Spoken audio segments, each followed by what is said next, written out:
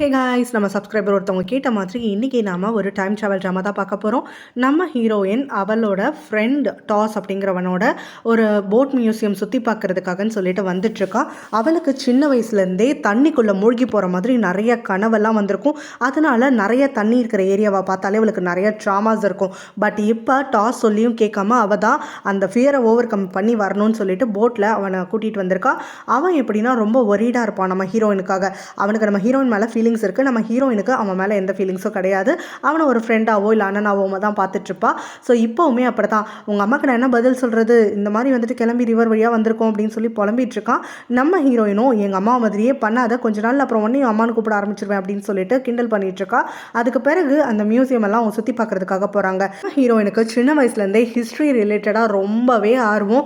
பழசெல்லாம் பற்றி தெரிஞ்சுக்கணும் அப்படின்னு சொல்லி நினைப்பா. அவங்களோட மூதாதையர்கள் பற்றி, அதுக்கப்புறம் அவங்க முன்னாடி வாழ்ந்த வாழ்க்கையை பற்றி, அந்த மாதிரிலாம் சொல்லிட்டு. ஸோ அவளுக்கு ரொம்ப பிடிச்சது மியூசியம் எல்லாம் போகிறது தான். இப்போ அப்ராட்லேருந்து அவள் வந்திருக்கனால அவளை தனியாக விடக்கூடாதுன்னு சொல்லிட்டு டாஸ் அவளுக்கு கம்பெனி கொடுக்குறேன்னு சொல்லி அங்கே போட்டாக ஃபீல் பண்ணிக்கிட்டு நின்றுட்டுருக்கான். இந்த சமயத்தில் அங்கே வரக்கூடிய ஒரு தாத்தா ஒளிஞ்சிருந்து நம்ம ஹீரோயினை பார்க்குறாரு. அதே மாதிரியே இன்னொரு பக்கத்தில் பாட்டிக்கு விஷன்ஸ் வந்துட்டுருக்கு, அவங்களுடைய பழைய ஜென்மம் அந்த மாதிரி. ஸோ அதில் இருக்கக்கூடிய ஒரு கேரக்டர் இப்போ அவங்க மைண்டுக்குள்ளே வந்து சொல்லிட்டு இருக்காங்க, ஓனை கண்டுபிடி, ஓனை கொல்லணும், ஓன் நம்மளை பழி வாங்கி தீக்கணும், ஓனுக்காகத்தான் நம்ம பிறந்திருக்கோம் அப்படின்னு சொல்லி அவங்கள பிரெயின் வாஷ் பண்ணுற மாதிரியெல்லாம் வந்துட்டுருக்கு. ஓன்கிட்ட இந்த முறை தோற்று போகக்கூடாது அப்படின்னு சொல்லிட்டு. ஸோ இந்த கனவுக்கு அப்புறமா அவங்க அப்படியே மயக்கம் போட்டு விழுகிறாங்க. அவங்களுடைய ஃபேமிலி மெம்பர்ஸ் எல்லாரும் ஓடி வந்து காப்பாற்றுறாங்க. ஸோ அப்போ காப்பாற்றையில் அந்த பாட்டி என்ன சொல்கிறாங்கன்னா, ஓனை கண்டுபிடிக்கணும், ஓனை கண்டுபிடிக்கணுன்றாங்க. யார் அந்த ஒன்று, இவங்க யாருக்கும் எதுவும் புரியலை. இவங்க என்ன சொல்கிறாங்கன்னா, ஓன் என்னை தோக்கடிச்சிட்டா, ஓனுக்காகத்தான் நான் பிறந்திருக்கேன், ஸோ இந்த முறையாவது அவள்கிட்ட நான் தோக்காமல் அவளை அழிச்சாகணும் அப்படின்னு சொல்லி அவங்க வச்சுருக்கக்கூடிய ஒரு ஸ்கெட்ச் எடுத்து காட்டுறாங்க. அதில் நம்ம ஹீரோயின் தான் இருக்கா. ஸோ இதை காட்டிட்டு இவ தான் ஓன், இவ எங்கே இருந்தாலும் எனக்கு தேடி கண்டுபிடிச்சிட்டு வாங்க, அப்படி இல்லைன்னா அவங்க யாருக்கும் சொத்து தரமாட்டேன்னு சொல்லி பணவெறி பிடிச்சா அவங்க குடும்பத்தை அந்த சொத்து மேட்டரை வச்சு ஆட்டி அடைச்சிட்டு இருக்காங்க. ஹீரோயின் அந்த மியூசியம் சுற்றி முடிச்சுட்டு வரும்போது அந்த போட்டு தாத்தா இருக்கார்ல, அவரையும் போட்டு தாத்தான்னு சொல்கிறான்னா, இந்த மாதிரி ஹீரோயினுக்கு இப்போ ஒரு போட்டு கொடுக்குறாரு. இது என்னுடைய முன்னோர்களோடது, இதை ரொம்ப பத்திரமா வச்சு காத்துட்டு இருந்தேன், உன்னைய பார்த்தோன்னே உன்கிட்ட விற்கணும்னு ஆசையாக இருக்குமா அப்படின்னு சொல்லிட்டு நம்ம ஹீரோயினை அது இதுன்னு பேசி அந்த போட்டை வாங்க வச்சிடுறாரு. ஸோ ஹீரோயின் அதை வாங்கிட்டு வீட்டுக்கு வந்துடுறா இல்லையா. வந்ததுக்கப்புறம் தூங்க போகும்போது அந்த தாத்தா அவருடைய வீட்டிலேருந்து ஒரு மந்திரம் வாசிக்கிறாரு. அந்த மந்திரத்தை அவர் சொல்ல சொல்ல நம்ம ஹீரோயினுக்கு இந்த பக்கமாக வியர்டான ஒரு கனவு வருது. அவள் எழுந்து பார்க்கையில் வேற ஒரு போட்டுக்குள்ளே ஒரு நடுக்கடலில் கிடக்கிறா. ஸோ அந்த இடத்துல அவள் கிடக்கும் போது சுற்றி முற்றி பார்க்கும்போது பக்கத்தில் ஒரு வீடு இருக்குது. அந்த வீட்டில் 2 ஆட்கள் நின்று பேசிக்கிறாங்க. வாங்க, நான் சொல்கிறத கேளு, இந்த மேஜிக்கை நீ எப்படியாவது வாசிச்சுடு, அதுக்கப்புறம் உன்னுடைய சோல்மேட் உனக்கு கிடைப்பா அப்படின்னு சொல்லிட்டு அவன் ஃப்ரெண்டு சொல்கிறான். இதை நம்ம ஹீரோயினுக்கு காதில் விழுகுது. அவள் தூரமாக இருக்கிறதுனால லுவாங்குங்கிற பேரும் அந்த மேஜிக்கல் ஸ்பெல்லும் மட்டும் தான் காதில் விழுகுது. அவன் அங்கேருந்து மறையிறா. டக்குன்னு அந்த சமயத்தில் அங்கே இருக்கக்கூடிய அந்த லுவாங்குங்கிறவன் நம்ம ஹீரோயினை பார்த்துடுறான். ஒரு செகண்ட் அவள் மறைஞ்சு போயிட்டதுனால அவன் கனவு அப்படின்னு நினச்சிக்கிறான். நம்ம ஹீரோனும் திடுக்குன்னு கண்விழிக்கிறவ அந்த போட்டை பார்த்து எதுக்காக எனக்கு வியர்டான ஒரு கனவு வந்துச்சு, இந்த போட்டுக்கும் கனவுக்கும் ஏதாவது சம்மந்தம் இருக்குமோ அப்படின்னு யோசிக்கிறா. இங்கே அந்த போட்டு தாத்தா அவருடைய பேத்திக்கிட்ட சொல்லிட்டு இருக்காரு, என்னுடைய முன்னோர்கள் சொன்ன மாதிரி அந்த பொண்ணை நான் சந்திச்சுட்டேன், அதனால் அந்த போட்டை அவகிட்ட வித்துட்டேன், மந்திரமும் சொல்லிட்டேன். ஆனால் இன்னொரு பக்கத்தில் இருக்கவங்களும் அந்த மந்திரத்தை நான் சொல்கிற சமயத்தில் சொன்னாதான் அந்த மந்திரம் வந்துட்டு பலனளிக்கும். இப்போ யாரும் சொல்லலை, அதனால் அது பலனளிக்கலை, அந்த பொண்ணுக்கு இன்னும் வந்துட்டு அந்த பக்கம் போகலை போல அப்படிங்கிற மாதிரி சொல்கிறார். இந்த வியர்டான கனவுக்கு அப்புறமா அங்கே இருக்கக்கூடிய ஒரு யூனிவர்சிட்டி ப்ரொஃபஸரை வந்து சந்திக்கிறா. அவர்கிட்ட எனக்கு ஒரு வியர்டான கனவு வந்துச்சு, ஒரு சூப்பரான வீடு வந்துச்சு, அதுக்கப்புறம் அந்த மந்திரத்தோடைய பேரை சொல்கிறா. ஸோ இதை கேட்ட உடனே, இந்த மந்திரமா, கண்டிப்பாக இதெல்லாம் தெரிஞ்சிருக்கிறதுக்கு உனக்கு வாய்ப்பே இல்லைம்மா, என்னுடைய முன்னோர்கள் அதை அவங்களுடைய டைரியில் எழுதி வச்சுருக்காங்க, அதை நான் வாசிச்சிருக்கேன், இந்த மந்திரம் எதுக்கு என்னன்னு எனக்கே தெரியாது, அப்படி இருக்கிறப்போ உனக்கு எப்படி தெரிஞ்சிருக்கும், நீ வேறு ஏதாவது வார்த்தையை தான் இங்கே தவறுதலாக சொல்லியிருப்ப போல அப்படிங்கிறாங்க. நம்ம ஹீரோனும் சரி, இந்த வீடு மாதிரி நீங்கள் பார்த்துருக்கீங்களா, ஹிஸ்ட்ரியில் உங்களுக்கு நிறைய வந்துட்டு எக்ஸ்பீரியன்ஸ் இருக்கிறதுனால நான் இதை கேட்குறேன் அப்படின்னு சொல்லிட்டு அவள் அந்த வீடை வரைஞ்சி வச்சு அதை கொண்டு வந்து காட்டுறா. இந்த வீடு உனக்கு எப்படி கிடச்சிது அப்படின்னு சொல்லிட்டு அவர் கேட்குறாரு. என் கனவுல வந்துச்சு அப்படின்னு சொன்ன உடனே அவர் பேயறிஞ்ச மாதிரி ஆகிடுறாரு. இது நம்ம கண்டிப்பாக டிஸ்கஸ் பண்ணியே ஆகணும், இந்த வீக்கெண்ட் என்னைய சந்திக்கிறதுக்கு என் வீட்டுக்கு வா அப்படின்னு சொல்லிட்டு அவருடைய அட்ரஸ் கிட்ட கொடுத்துட்டு கிளம்பிடுறாரு. நம்ம ஹீரோயினை கொல்றதுக்காக துடிச்சிட்டு இருக்காங்கல்ல வில்லி பாட்டி, அந்த பாட்டி யோசிச்சு பார்க்குறாங்க அவங்களுடைய பழைய பிறவி மாதிரி. ஸோ 200 வருஷத்துக்கு முன்னாடி புவா அப்படின்னு ஒருத்தர் இருந்திருக்கா, அதுதான் அந்த பாட்டி மாதிரியும். ஸோ இப்போ அந்த புவாவை பார்த்தோன்னா அந்த ஊர்லேயே ரொம்ப பணக்காரி, அவள் தான் அந்த ஊர்லேயே அழகானவ அப்படிங்கிற மாதிரி சொல்கிறாங்க. ஸோ அதனால் அவளுக்கு ரொம்ப திமிர் அதிகம், எல்லாரையுமே வந்துட்டு கண்ணா பின்னான்னு அடிப்பா, யாருக்குமே மரியாதை கொடுக்க மாட்டா, ஆண்கள் மேலேயே வந்துட்டு பயங்கர காலெல்லாம் வச்சு எத்தி உதப்பா, அந்த அளவுக்கு வந்துட்டு ரொம்ப மோசமான கேரக்டர் உடையவ.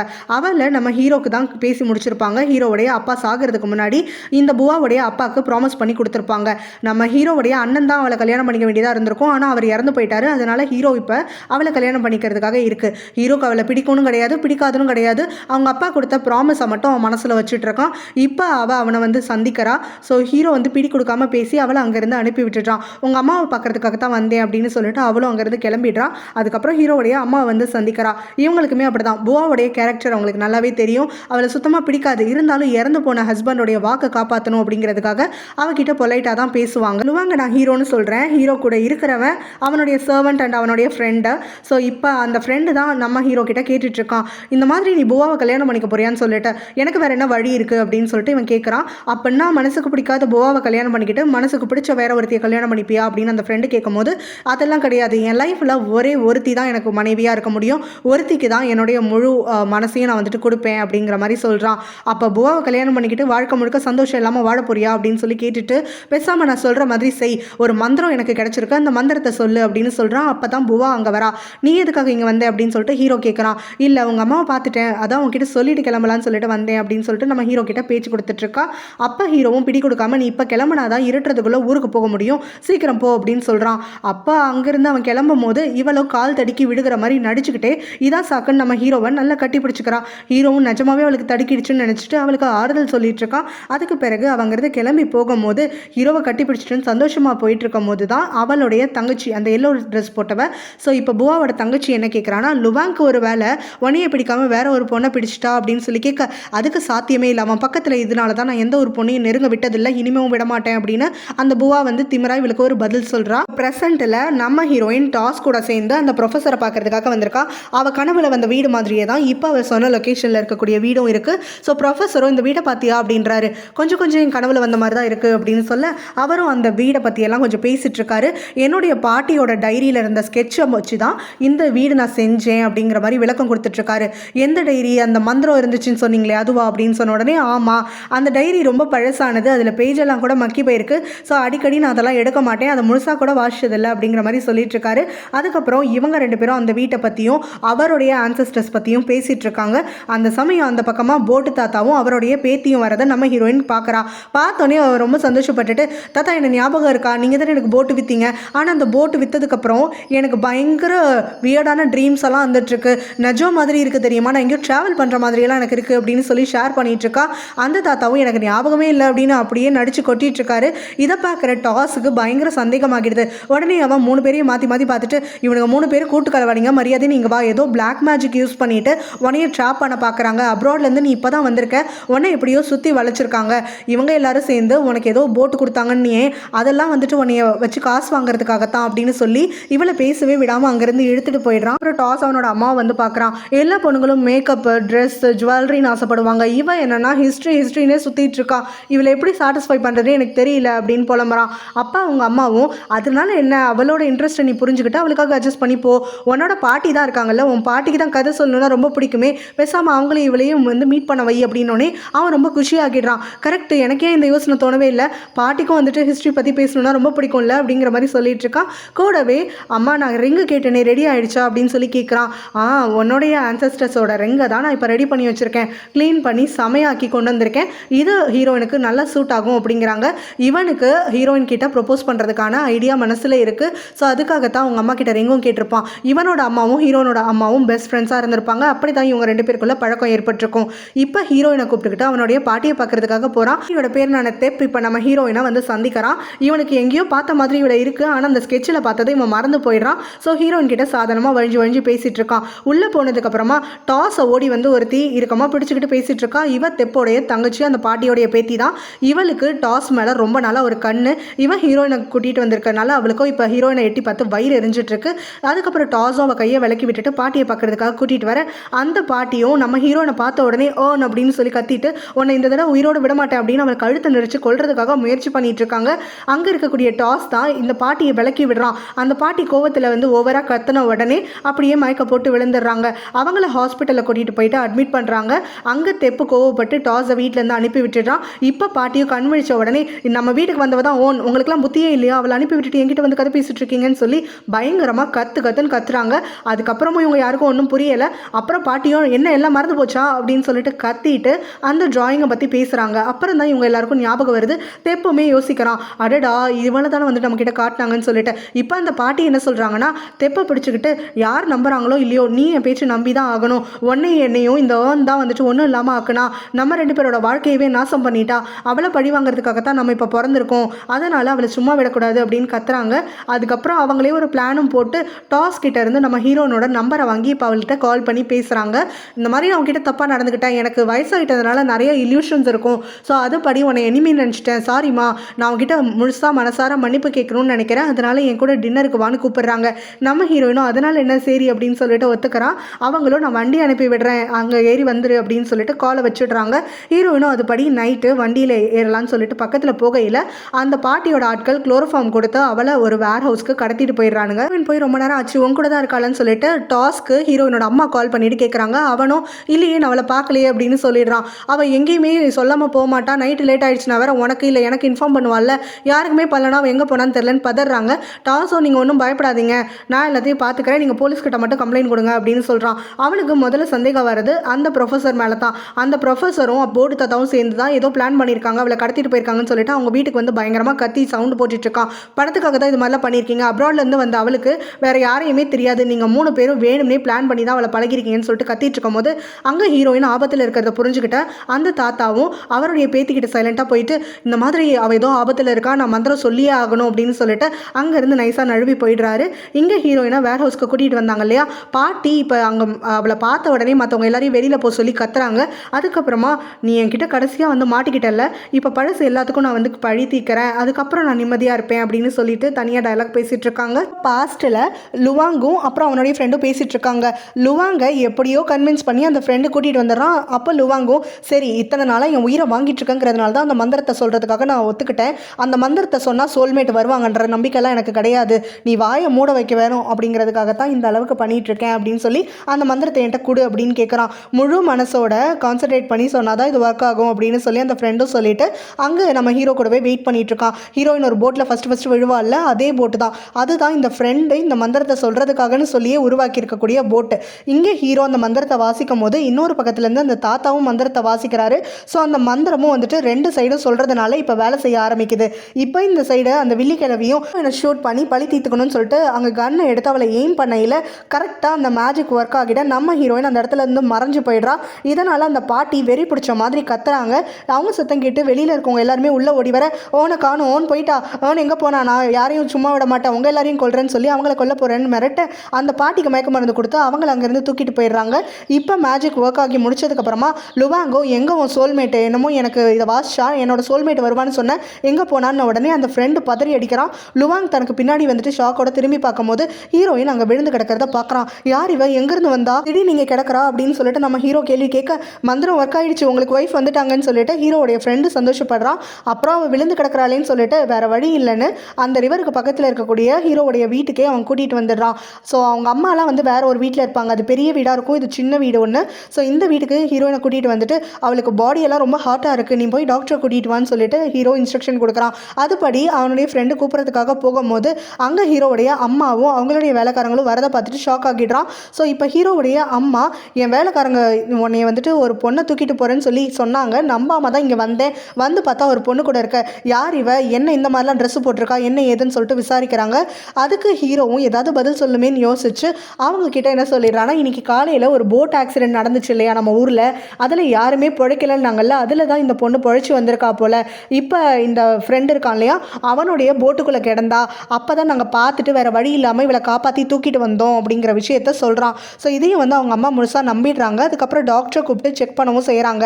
ஹீரோயினுக்கு கொடுத்து ஃபீவர் அதிகமாக இருக்குன்னு சொல்லி மெடிசன் கொடுத்துட்டு டாக்டர் அங்கேருந்து கிளம்பிட இப்போ ஹீரோவுடைய அம்மாவும் இந்த பொண்ணு என்ன யார் எங்கேருந்து வந்தாங்கிறதெல்லாம் காலையில் நான் கேட்டு தெரிஞ்சுக்கிறேன், ஸோ நீ இப்போ இங்கே இருக்க வேண்டாம் கிளம்பு அப்படின்னு சொல்லி ஹீரோவை அனுப்பி விட்டுடுறாங்க. அங்கேருந்து ஹீரோ ஒரு வார்த்தை கூட சொல்லாமல் கிளம்பி வர உடனே அவனோட ஃப்ரெண்டும் உன்னோட சோல்மேட்டை விட்டுட்டு கிளம்ப போறியா அப்படின்னு சொல்லிட்டு கேட்குறான். சோல்மேட் அது மண்ணாது, அந்த பொண்ணு எங்கேருந்து வந்தால் என்ன ஏதுன்னே தெரியலை, வந்த உடனே மயக்கத்தில் வேற கிடக்கிறா, ஏதோ அவளை கிட்னாப் பண்ணிட்டு வந்த மாதிரி என் மனசுக்கு வந்து தவிக்குது, அந்த பொண்ணு கண்விழிச்ச உடனே எங்கேருந்து வந்தான்னு கேட்டு அவளை முதல்ல கொண்டு போய் விடுறது தான் என் வேலை அப்படின்னு சொல்லிடுறான். ஸோ ஒரு இடத்துல கண்விழிக்கிற நம்ம ஹீரோயினும் இது என்னது ஏதோ கனவுல இருக்க மாதிரியே இருக்குது, அதுவும் கனவுல இவ்வளோ சூப்பரான ட்ரெஸ் எல்லாம் நான் போட்டிருக்கேன், ஏதோ வந்துட்டு அந்த காலத்துக்குள்ளே வந்த மாதிரி இருக்கே அப்படின்னு சொல்லி தன்னை கிள்ளி பார்த்துக்கிறா, அடிச்சு பார்த்துக்கிறா, முடியெல்லாம் வேற பிடிச்சி இழுத்து பார்த்துக்கிறா, வலிக்குதா என்னன்னு சொல்லிட்டு, என்ன கனவுலேருந்து நான் எந்திரிக்கவே மாட்டேங்கிறேன் அப்படின்னு சொல்லிட்டு அவன் முடிச்சுட்டு இருக்கும் போது அங்கே டோர் ஓப்பன் பண்ணிவிட்டு அந்த போட் தாத்தாவோட பேட்டி மாதிரியே அந்த காலத்தில் இருந்திருக்கக்கூடிய மறுபிறவி வரா. ஸோ அவளை பார்த்த உடனே நம்ம ஹீரோயின் சந்தோஷப்பட்டுட்டு, அப்பா நீயாவது எனக்கு துணைக்கி இருக்கியே, சரி மற்றவங்கலாம் எங்கே, அவங்களும் நம்மளை மாதிரி தான் இந்த மாதிரி ட்ரெஸ் போட்டிருக்காங்களா, எல்லோரும் சேர்ந்து என்னை ப்ராக் பண்ண பார்க்குறீங்களா அப்படின்னு சொல்லி கேட்டுகிட்டே இருக்கா.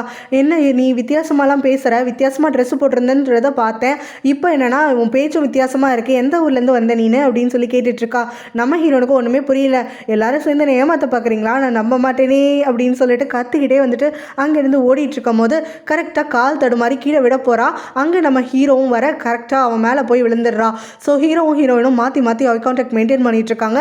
அப்போ நம்ம ஹீரோயினும் ஹே நீ லுவாங் தானே அப்படின்னு சொல்லி கேட்குறான். இவனோட பேர் உங்களுக்கு எப்படி தெரியும் அப்படின்னு சொல்லிட்டு அங்கே சுற்றி இருக்கவங்க எல்லாருமே ஷாக் ஆகிடுறாங்க. ஸோ நம்ம ஹீரோ வந்துட்டு அந்த காலத்தில் இருந்ததுனால அவன் ஒரு லார்டு மாதிரி, அவன் வந்து கொஞ்சம் டைட்டில் இருக்கிற ஒரு ஆள் மாதிரி. ஸோ இப்போ அதனால் ஹீரோவோட பேரை சொல்கிறாளே அப்படின்னு சொல்லிட்டு எல்லாருக்கும் ஷாக் ஆகுது. இன்னொரு பக்கம் ஹீரோ யாருனே இவளுக்கு தெரியாதுன்னு சொல்லியிருப்பான். ஸோ இப்போ இவளுக்கு எப்படி இவனை தெரிஞ்சிருக்குன்னு சொல்லிட்டு அத்தனை பேர் ஷாக் ஆகிட்டு இருக்காங்க. அதோட ஹீரோயினும் நான் அவன் கண்ணுக்கு தெரியறேனா, நான் கனவு கண்டுட்டு இருந்தா என் கண்ணுக்கு தானே எல்லாரும் தெரிவிங்க, உங்கள் கண்ணுக்குலாம் நான் தெரிய மாட்டேனே அப்படின்னு சொல்லி ஹீரோவுடைய கையெல்லாம் தொட்டு பார்க்குறா. என்னால் உன்னை தொட முடியுது, என்னால் உன்னை ஃபீல் பண்ண முடியுது அப்படின்னு அவன் கண்ணத்துலலாம் கையை வச்சு பார்த்துட்டு, ஐயோ எனக்கு எல்லாமே ஃபீல் ஆகுது, இது கனவா, ஆனால் நிஜம் மாதிரியே இருக்கே, நம்ப முடியலையே அப்படின்னு சொல்லி புலம்பிட்டு இருக்கும் போது தான் ஹீரோவுடைய அக்கா அங்கே வரா. இந்த மாதிரி ஆம்பளைங்க கையெல்லாம் பிடிச்சலாம் பேசக்கூடாது, ஆம்பளைங்க இருக்கிற இடத்துல இப்படியெல்லாம் வந்துட்டு அதிகமாக பேசக்கூடாதுன்னு சொல்லி உனக்கு ஏதாவது அடிபட்டுருச்சா தலையிலன்னு சொல்லிட்டு உள்ளே கூட்டிகிட்டு கிளம்பிடுறான். ஸோ அவங்க அக்கா அங்கே டோரை க்ளோஸ் பண்ணுறதுக்கு முன்னாடி இவங்க ரெண்டு பேரும் ஒருத்தர் வச்ச கண்ணு வாங்காமல் பார்த்துட்ருக்கிற அந்த சீன் ரொம்பவே நல்லா இருந்துச்சு. ஹீரோவுடைய அக்காவும் அதுக்கப்புறமா ஹீரோயின் கிட்ட கொஷின் பண்ணுறாங்க. அவளுக்கோ வந்துட்டு இது கனவு இல்லைங்கிறது தெரிஞ்சிச்சு, இருந்தாலும் என்ன நடக்குதுங்கிறது புரியாமல் ஒரு குழப்பத்திலே இருந்துட்டுருக்கா. அவளுக்கு அவங்கள மாதிரி ட்ரெஸ் எல்லாம் பண்ண தெரியாமல் இருக்க ஹீரோவுடைய அக்கா தான் அவளை ஹெல்ப் பண்ணி கூட்டிகிட்டு வராங்க. அதுக்கப்புறம் அவங்க அம்மா அவங்ககிட்ட கூட்டிகிட்டு வர அவங்க அம்மா இதே தான் கொஷின் எல்லாம் கேட்குறாங்க. நீ எங்கேருந்து வந்த, எப்படி வந்த, என்ன ஏதுன்னு சொல்லிட்டு. அவள் ஒன்றுமே தெரியாமல் முடிச்சுட்டு இருக்கும் போது என் பையன் இந்த மாதிரி அந்த ராபரி அப்போது போட்டில் எல்லாரும் செத்து போயிட்டாங்க, அப்போ நீ மட்டும் தான் தப்பிச்சிருக்கேன்னு எல்லா விஷயமும் சொன்னான்னு உடனே நம்ம ஹீரோயினும் அப்படியே வந்துட்டு அதை பிடிச்சிக்கிட்டு ஓ அப்படிதான் அப்படின்னு சொல்லிட்டு இதை சொல்கிறா. உன் பேர் என்ன அப்படின்னு உடனே நம்ம ஹீரோயினுக்கு இங்கிலீஷ் பேரை இவங்க சொன்னால் நம்ப மாட்டாங்கன்னு சொல்லிட்டு என்னை எல்லாரும் பேசாமல் ஓனுன்னு கூப்பிடுங்கன்னு சொல்லி அவளுடைய நஜ பேரை ஷார்டன் பண்ணி சொல்கிறா. ஓ உன் பேர் ஓனா அப்படின்னு அவங்க அம்மா மரியாதை கொடுத்து பேச, எனக்கு மரியாதைலாம் கொடுக்காதீங்க, எனக்கு இன்னும் கல்யாணம் ஆகலை அப்படின்னு நம்ம ஹீரோயின் சொல்கிறா.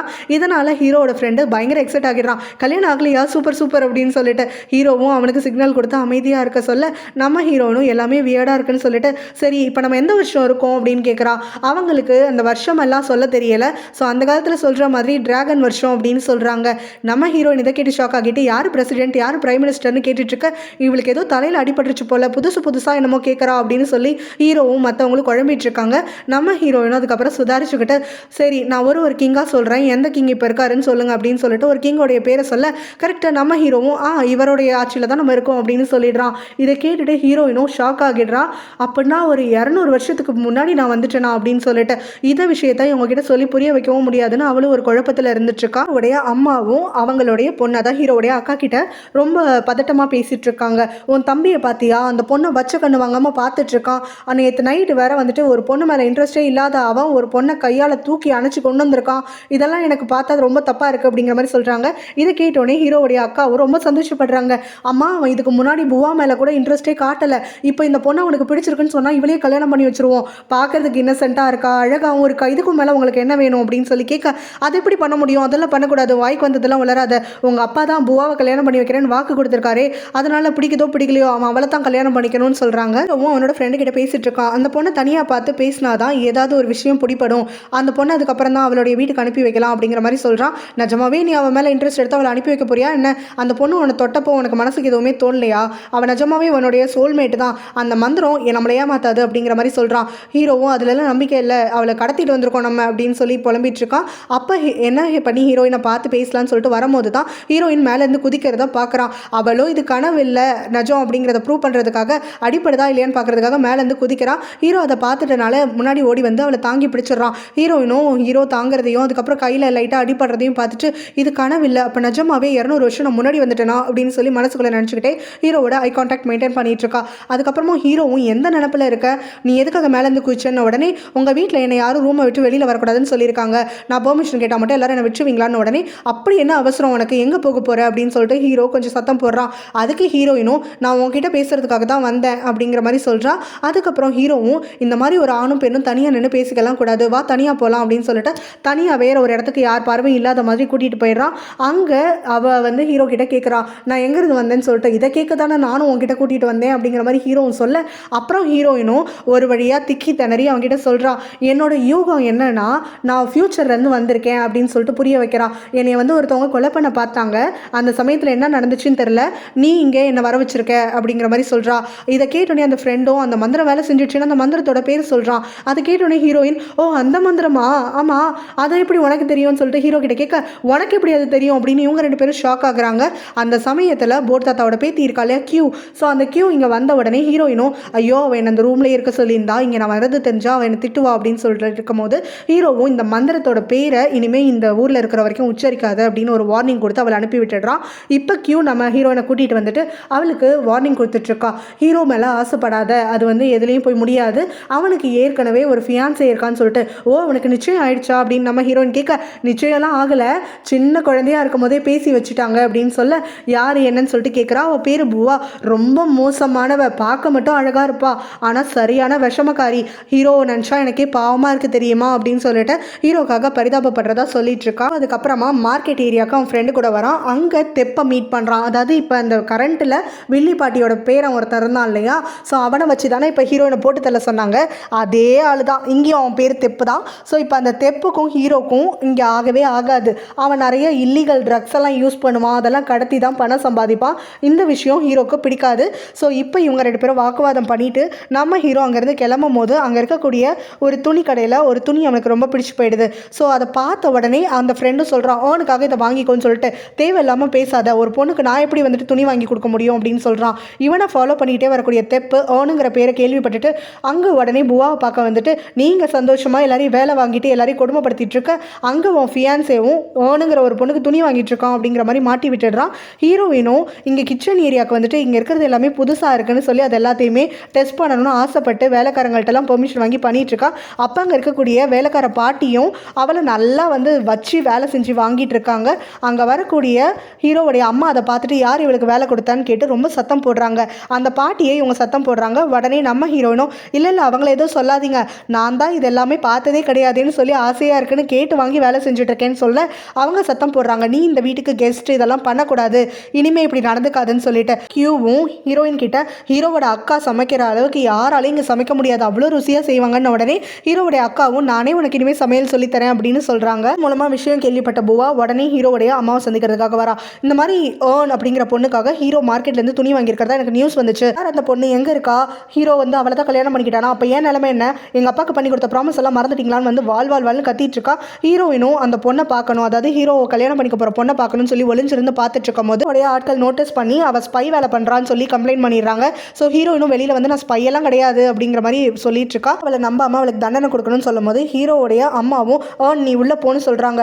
யார் இவ தான் அந்த ஓனா வீட்டுக்குள்ளே கொண்டு வந்து வச்சிருக்கீங்க, என்கிட்ட இப்போ தான் உங்கள் பையனுக்கும் அவளுக்கு சம்மந்தம் இல்லைன்னு சொன்னீங்க, அப்போ என் வாழ்க்கை அவ்வளோதானா, என்ன நினச்சிட்டு இருக்கீங்க, நீங்கள் எல்லாரும் எங்கள் அப்பாவுக்கு பதில் சொல்லணும்னு ஆகும்னு கத்திக்கிட்டே இருக்க ஹீரோவுடைய அம்மாவும் சொல்கிறாங்க, இந்த பொண்ணுக்கும் என் பையனுக்கும் எந்த சம்மந்தமும் கிடையாது, இவ இந்த வீட்டில் என்னுடைய கெஸ்ட்டாக தான் இருக்கா, என்னுடைய வார்த்தைக்கு நீ வந்து மதிப்பு கொடுக்கலனா நான் எதுவும் பேச முடியாதுன்னு சொல்லி கொஞ்சம் புவா கிட்ட கராராக பேசிடுறாங்க. இதனால் புவாங்கிறது கோவப்பட்டு கிளம்பிடுறா. ஹீரோ வீட்டுக்கு வந்த உடனே நடந்த விஷயத்த எல்லாத்தையும் அவங்க அக்கா சொல்லி முடிக்கிறாங்க.